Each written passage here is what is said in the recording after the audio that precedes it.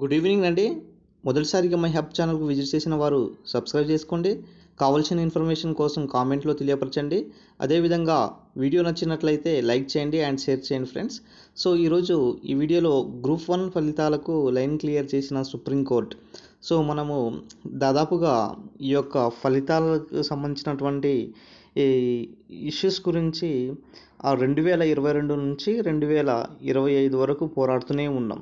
So, రీసెంట్‌గా అన్ని కేసులను తొలగిపోయి దానికి లైన్ క్లియర్ చేసింది మనకు సుప్రీంకోర్టు. సో, రీసెంట్‌గానే మనం చూస్తున్నాం గ్రూప్ 1 నియామకాలకు లైన్ క్లియర్ చేశారు. సో, 2 కేసులను కూడా డిస్మిస్ చేయడం జరిగింది. సో, పరీక్ష ఫలితాల వెల్లడికి మార్గం సుగమం చేసింది.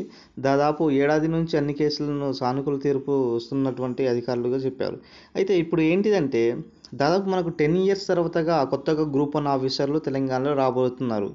సో, 10 సంవత్సరాల దాకా ఎటువంటి గ్రూప్ 1 నియామకాలు చేపట్టలేదు.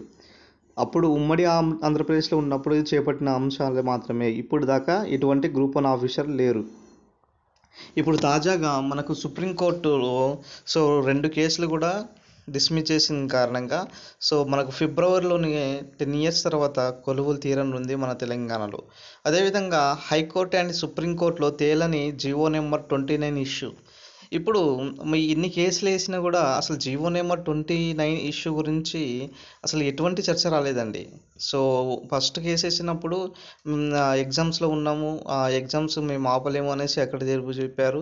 ఇప్పుడు ఫలితాల దగ్గర వచ్చారు, ఫలితాల దగ్గర ఆ వ్యవస్థను ముందుకు సాగాలి అని ఉన్న అంశంతో ఇక్కడ కూడా కొట్టేశారు తప్ప అసలు ఈ జీవో నెంబర్ 29 అనేది అది కరెక్టా, అది రాంగా?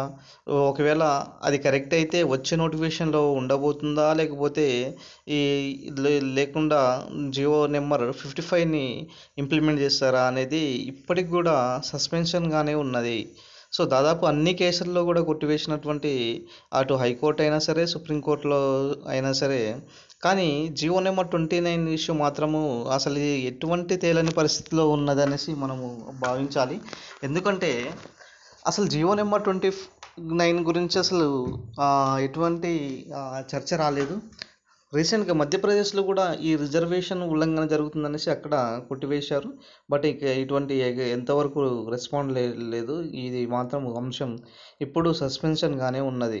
న్యాయ వ్యవస్థకు ముందుకు తీసుకోవాలి అని తీర్పు.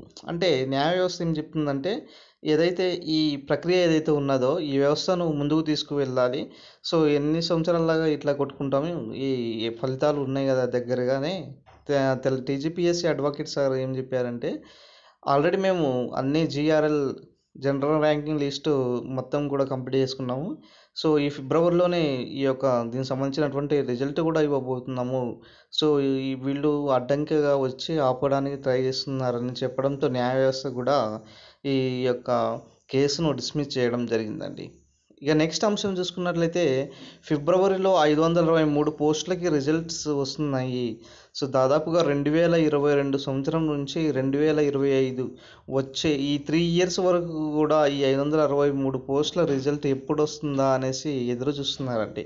సో, తొలి గ్రూప్ 1 నియామకాలు అసలు ఎవరు అనేది ఇప్పటికి కూడా ఆసక్తికరంగా చూస్తున్నారనమాట.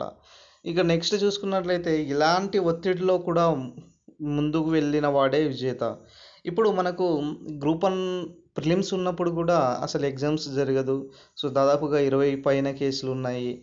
దాని కొంతమంది అయితే మంచిగా డెడికేట్ చేసిన వాళ్ళు కూడా ఆ గ్రూప్ 1 కాకుండా నెక్స్ట్ గ్రూప్ 2, గ్రూప్ 3కి షిఫ్ట్ అయ్యారు. యాక్చువల్గా గ్రూప్ 1 మీద అసలు జరగదులే అని 90%గా వాళ్ళు వేరే వేరే వాళ్ళపై డిపెండ్ అయ్యి వాళ్ళ రూమర్స్ అని సంథింగ్ ఇట్లా చెప్పడం వల్ల కానీ ఆ భయంతో అసలు గ్రూప్ 1 వస్తుందా, గ్రూప్ 2 వస్తుందా, అది అసలు ఏం లేకపోతే ఏంటిది పరిస్థితి, ఇన్ని సంవత్సరాలు ప్రిపరేషన్లో ఉన్నాము అనేసి ఆ ఒత్తిడితోనే కొంతమంది గ్రూప్ 1 సీరియస్ క్యాండిడేట్స్ కూడా గ్రూప్ 2కి షిఫ్ట్ అవ్వడం జరిగింది. యాక్చువల్గా అసలు చెప్పాలంటే గ్రూప్ 2 ఈ గ్రూప్ 1లో సింపుల్గా జాబ్ కొట్టే ఏంటిదంటే గ్రూప్ 1. ఎందుకంటే ప్రిలిమ్స్ క్వాలిఫై అయిన తర్వాత మనకు 31,000 మంది మాత్రమే ఉంటారు. ఈ 31,000 మంది మాత్రమే పోటీ ఉంటారు. అదే గ్రూప్ 2లో ఒకటే ఎగ్జామ్ ఉంటుంది కాబట్టి ఈ ఒక్క ఎగ్జామ్‌కి దాదాపుగా మనకు 5,00,000 మంది అప్లై చేశారండి. సో, మనకు రాసింది మాత్రం 2,55,000 అయినా ఈ 30,000తో పోల్చుకుంటే ఈ 2,50,000 ఎక్కువనా? ఇది ఎక్కువనా? ఒకసారి గుర్తించుకోండి. మనకు ప్రిలిమ్స్ స్టేజే ఒక్కటే కష్టతరము. వన్స్ ప్రిలిమ్స్ దాటినామనుకో గ్రూప్ 1 అంత సింపుల్ ఏది ఉండదండి. నెక్స్ట్ బీ పాజిటివ్‌గా మనపై మనకు విశ్వాసం, నమ్మకంతో ఎప్పుడూ ఉండాలి. ఎందుకంటే ఎవరో ఏదో చెప్పారని చెప్పి మనం యొక్క ఫోకస్‌ను ఎప్పుడు కూడా డిలే చేయవద్దు. ఖచ్చితంగా మనము అనుకున్నది సాధించాలి అంటే మనము మనపై నమ్మకం ఉండాలి ముందుగా. సో, గ్రూప్ 1 అన్ని సర్టిఫికేట్లు దగ్గర ఉంచుకోండి. సో, ఎందుకంటే ఆల్రెడీ అటు హైకోర్టు, సుప్రీంకోర్టులో కూడా కేసెస్ ఆల్మోస్ట్ కంప్లీట్ చేశారు. సో, మనకు ఫలితాలు కూడా జీఆర్ఎల్ కూడా మనకు ఫిబ్రవరిలోనే వస్తుంది. సో, దానికి సంబంధించినటువంటి సర్టిఫికేట్ వెరిఫికేషన్ ఉంటుంది కాబట్టి అన్ని సర్టిఫికేట్స్ ఉన్నాయా లేవా అనేది దగ్గర ఉంచుకోండి. నెక్స్ట్ గ్రూప్ 1 కొత్తగా వచ్చే నోటిఫికేషన్ అయినా తప్పులు లేకుండా చూసుకోవాలి. ఈ ఈ ఈ ఇష్యూ పైన ఎక్కువగా ఏంటిదంటే అసలు అభ్యర్థులు ఎందుకు పోతారండి హైకోర్టుకైనా, సుప్రీంకోర్టుకైనా? ఏదైనా తప్పులుంటేనే కదా! వాళ్ళకు తప్పు అనిపిస్తేనే కదా వెళ్ళేది.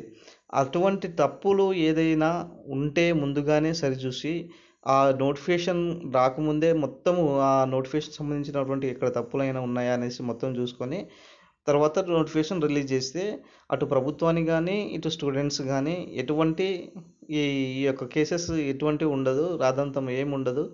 ఖచ్చితంగా వీళ్ళు ఎగ్జామ్స్ కండక్ట్ చేస్తారు. ఖచ్చితంగా రాస్తారు. సో, యథావిధిగా ఫలితాలు ఇస్తారు. సో, అలాంటివి ఉంటే ఆ జెన్యూనిటీ కలిగించాలి. వచ్చే నోటిఫికేషన్‌లో అయినా దాదాపుగా అలాంటివి చేయాలి అనేసి కోరుకుంటున్నాము. అదేవిధంగా గ్రూప్ 1 విజేతలకు శుభాకాంక్షలు. ఫైనల్లీ అండి. సో, ఎప్పటినుంచో మనము అనుకున్నటువంటి ఈ యొక్క పోస్టింగ్ దాదాపుగా ఈ 2020 నుంచి 2025 వరకు కూడా ఈ యొక్క ఈ కేసెస్ అనేసి ఈ ఎగ్జామ్స్ అండ్ బంద్లు, సమ్మెలు ఇదంతా అయిపోయిన తర్వాత మనకు ఫిబ్రవరిలో గ్రూప్ 1 విజేతలకు చూడబోతున్నాం. So, anyhow all the best and శుభాకాంక్షలు కూడా తెలియజేస్తున్నాం మై హబ్ ఛానల్ నుంచి.